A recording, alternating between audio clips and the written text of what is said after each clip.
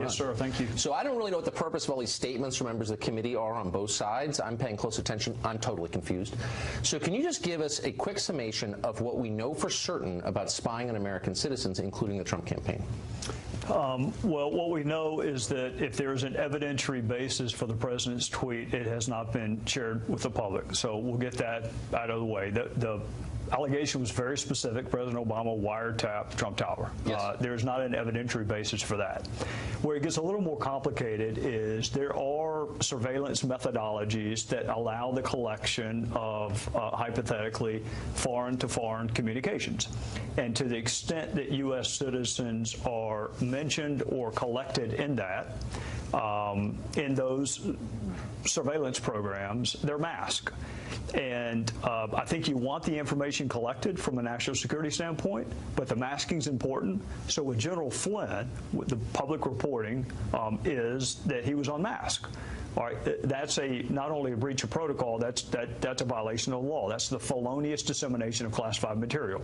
What Chairman Nunes' point is, I want to know whether or not other people have been unmasked, even though you don't know about it publicly yet. Interesting, but it would be known in the intelligence community.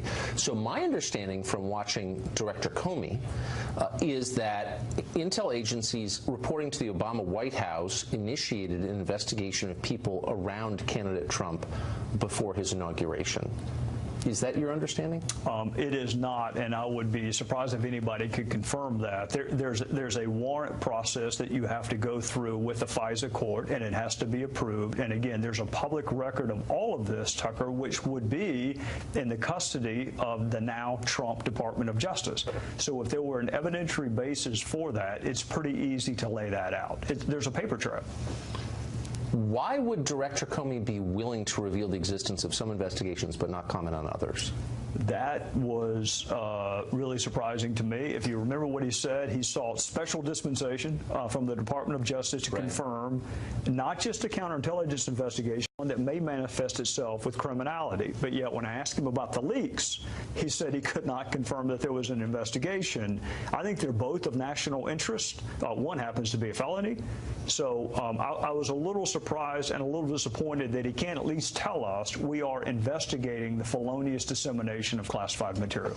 And yet he can tell us other things that may suit the agendas of others. It seemed bizarre. Now, we interviewed someone on this show last week who spent 30 years at NSA, Mr. Binney, who said that there is no question that the NSA has personal communications from then-candidate Trump and those around him on its servers. Do you think that that's true?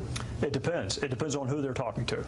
If you are talking to someone for whom the intelligence agencies are authorized to collect, then yes, you may be captured on it. If there is a reason to collect on a non-U.S. citizen and you happen to call that person, then you would be collected as a U.S. citizen. That's where the masking and treating it confidentially comes into effect. But he was saying, and again, he worked there for all those years, that NSA collects basically all data coming in and out of the United States because they've tapped into the main data trunk. And the question is, what do they do with it? But they have it. Is that your understanding? Is that true? I think that's a little broader than what my understanding is. You would have to get a warrant. If you're talking about U.S. citizen, you have to get a warrant, application, FISA court. If you are talking foreign to foreign, it's a separate analysis. If you're talking U.S. to foreign, it's still a separate analysis and one that would require going to the FISA court. So my last question, you sit on the committee that oversees our intelligence agencies. Are you satisfied that if you request a specific accounting of something that you're going to get it, you're going to get a straightforward answer and get the entire answer? I don't know that I would, Tucker, and I'm not dodging your question. There's something called the Gang of Eight. They are entitled to information that even HPSI members are not. Members of the committee would receive that information, you think? Speaker of the House, the minority leader, ranking member, and the chairman of HPSI are four in the Gang of Eight. If you're just a HPSI member like I am, I get it, but you think they can get whatever they want and they can get the full story and the intel agencies will give it to them and feel the obligation to give it to them? They should, and I'll only caveat it by saying should, because when one source has the information, the other's requesting it, you never know what you're not given. You never do know that, and that's the concern for ordinary voters like me. Yes, sir. Congressman, thanks for coming on. I appreciate it. Thank you. Gowdy of South Carolina will be at the hearing, of course, and he joins us now. Mr. Gowdy, thanks a lot for coming on. Yes, sir. Thank you. So it does seem, in light of the foreign policy developments of the past month or so, where the United States has assumed a hostile posture toward Russia, that most people have kind of decided, you know, how would Trump be doing the bidding of Vladimir Putin when he and Putin are so at odds?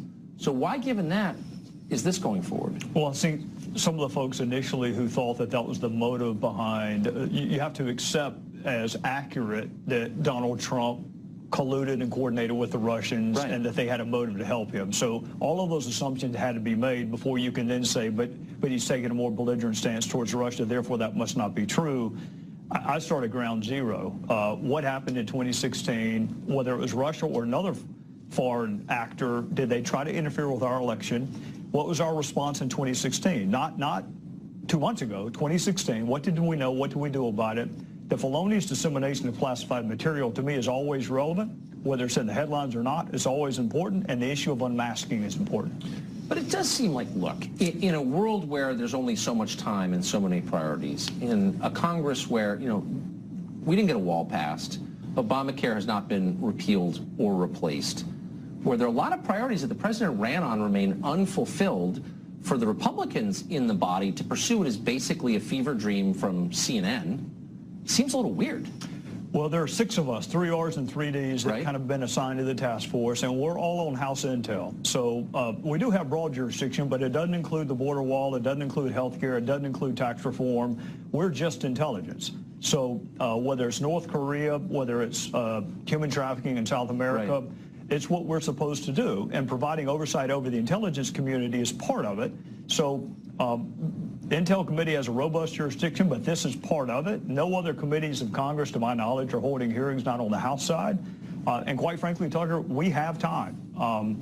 Those of us that are on Intel, we can't talk about we can't talk about North Korea. We can't talk about other things that we are investigating.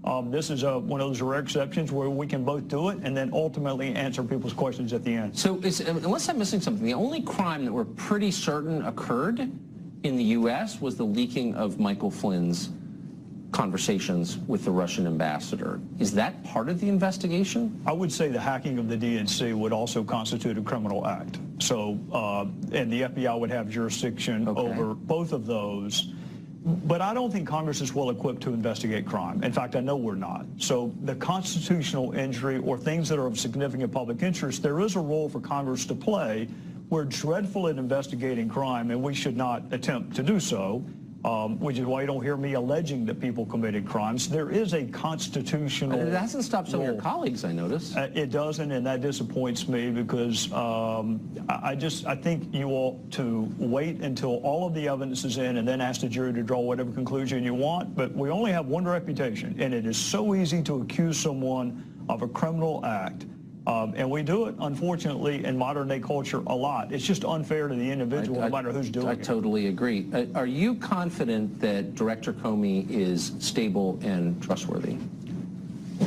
I am. I have a rich and provocative history with Director Comey, dating back to 2016. I prefer to talk to him privately than in public because, in fairness to him, he can't answer most of my questions in public. Well, he said that hasn't stopped him from making all kinds of provocative public statements and then not explaining them.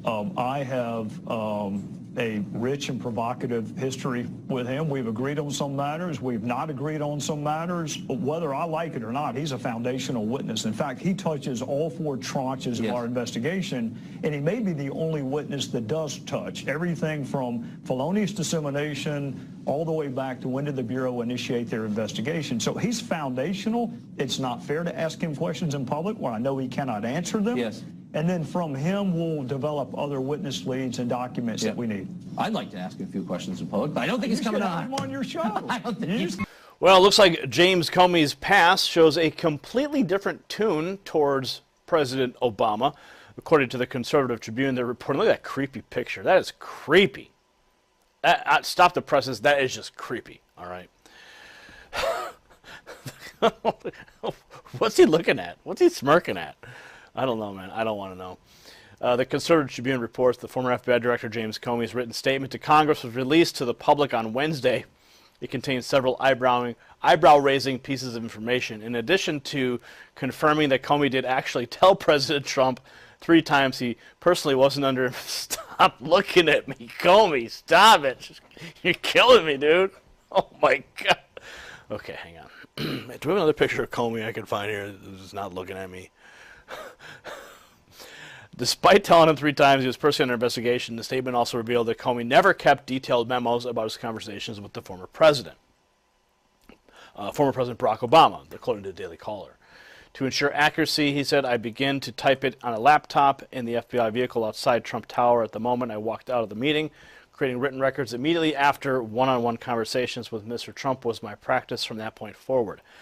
Comey wrote in his statement, the Comey memos have become a source of intense controversy after details of one of the memos were leaked to the media, causing Democrats to start screaming about Trump obstruction of justice.